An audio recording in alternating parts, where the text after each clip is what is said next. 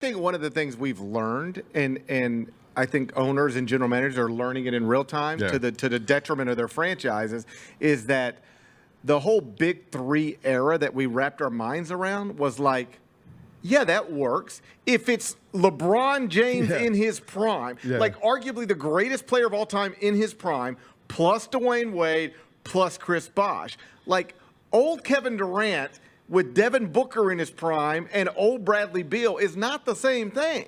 And you look at older Damian Lillard and Giannis and just another Pete. That's not the same thing.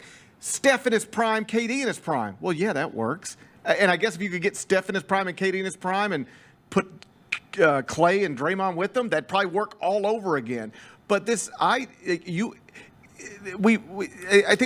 some people, franchises trick themselves into thinking, well, if we get 3 of the top 20 or 3 of the top 30, we're good to go. And what we're learning is, unless that one of those 3 is really like the best or one of the 2 or 3 best, and everybody's in their prime, and you have, complementary pieces on small contracts. Like it's not, you can't just take 3 awesome guys, surround them with a bunch of veteran minimums and say, go. That doesn't work anymore. And to be honest, like buying this great roster has never really worked. But if you go out and buy all the guys, like, I mean, when CJ was just talking about it, I was thinking about the Brooklyn Nets and Prokhorov when he went out. It was a disaster. And they go out and get, KG and Paul Pierce and all these guys. And but again, that was dudes well outside of their prime, to Gary's point. Also, but like, the Warriors, yes, they went out and got Kevin Durant, but Steph Curry, Klay Thompson, they drafted all those guys. Like they didn't have to go out and leverage everything to get those guys in there.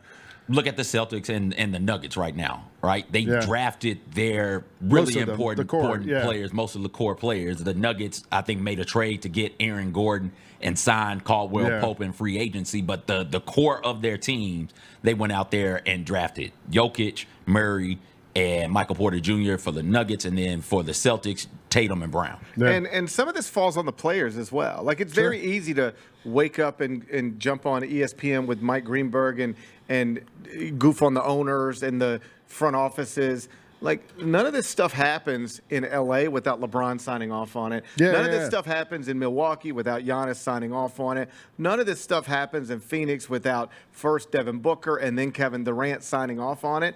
And it seems pretty clear to me. And I can even see how it would happen. Like, I understand it, even though I can recognize it as incorrect logic, but I understand how you get there. Like, you're Kevin Durant, you're LeBron James, and it's just like, I know that guy's awesome, and I know that guy's been awesome, and I'm obviously awesome. So let's just take 3. We've all been awesome, so let's just be awesome together. But the problem becomes, at least in recent examples of these teams being built, if you were sitting down with them, you'd say, okay, I hear you, but you're not as awesome as you used to be. Yeah. Neither is he.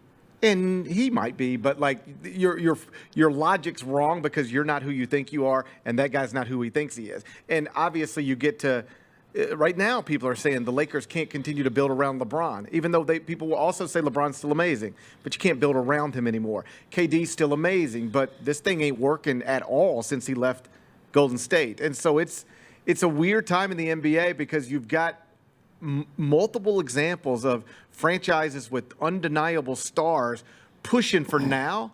And there's not one example, I don't think, where it's actually working.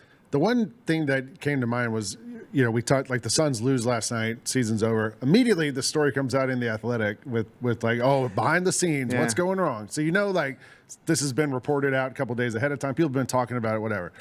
But like, it's been one season really in Phoenix with this group, and Beal was hurt half the year and all that. And I think about it versus the Timberwolves, who a year ago went out, spent all this capital to get Rudy Gobert. They come in, they were terrible last year. They were okay, but they weren't what they are now. And then they go into this season without really making any changes. Pretty much the same group, same coach, everything stays the same, and they got good. And I wonder, there's sort of this rush to judgment when rush to be good immediately, and maybe it doesn't work for everybody. I think there's 2 things here. One, I'll start with the obvious difference between Minnesota and some of these other situations. Their best player, he was a 21-year-old who became 22, as opposed to a 38-year-old who became 39. Sure. And he's just different now. And that, like, if you're looking for the main reason Minnesota's different right now, it's because that dude's different right now. He's now a dude who will go into Phoenix and bury you and end you. with a dunk, with a 27-footer, all that stuff. That's what happened there. But to your larger point, they were smart to recognize we might not be where we want to be, but we might not be that far away. Yeah. And what is blowing it up or breaking up these bigs, is that actually going to get us where we want to be? Or is the best thing that could theoretically get us to the next step is just our 21-year-old becoming the best 22-year-old in the world? The other side of it is, I do think so much of the NBA playoffs and what because it's easy to just trash the Suns right now. Yeah. You ready for this? A week ago, or let's say 10 days ago, people were picking them to beat Minnesota. Mm-hmm. All right, that's where we were. So all of this has changed in 10 days. CJ pointed to himself. Okay, yeah. No, and I don't think I made a pick, but if you would have made that pick, I would have said, "Oh, CJ, what are you doing?" A lot of people did. So it's easy to now look up and go, "What are they doing?" It's a mess. Yeah. Here's the thing. Look at the New York Knicks right now. Yeah. Is that great or not? I don't really know. I mean, it looks fun. I don't know if it's great or not. But they got into the postseason. They got this point guard who's now, I know the first few games weren't great, but yesterday was incredible. He was awesome, yeah. And they're taking advantage of a flawed Philadelphia team, but also one, and I know Embiid was incredible in Game 3, but he's not okay. Yeah, no. All right? So they're going to get out of this series, it appears. All right? Now, in the next one, it looks like they're going to get the Pacers. All right? So they're going to be favored in that one. The New York Knicks could end up in the Eastern Conference Finals, and everybody feels great about the state of the franchise. But what if they would have just, I don't know, for some reason gotten into a first-round series with a different team or a healthy Embiid? The Celtics. It feels exactly like, or it could feel similar to the way it feels in Phoenix right now. Yeah. So some of this stuff is just circumstances and where are you and how did you get to this place? Because there's an alternative reality, and I don't actually believe this because it is true that those big three in Phoenix didn't play together a lot, but in this postseason, and this, I just saw a graphic. I'm trusting it, but they were minus 51 on the court in these 4 games against Minnesota. That's the worst of any three-player combination in the playoffs, whatever. So it feels bad, and it looks bad, and it probably is. But there's an alternate reality where you just bring the guys back. They're healthy.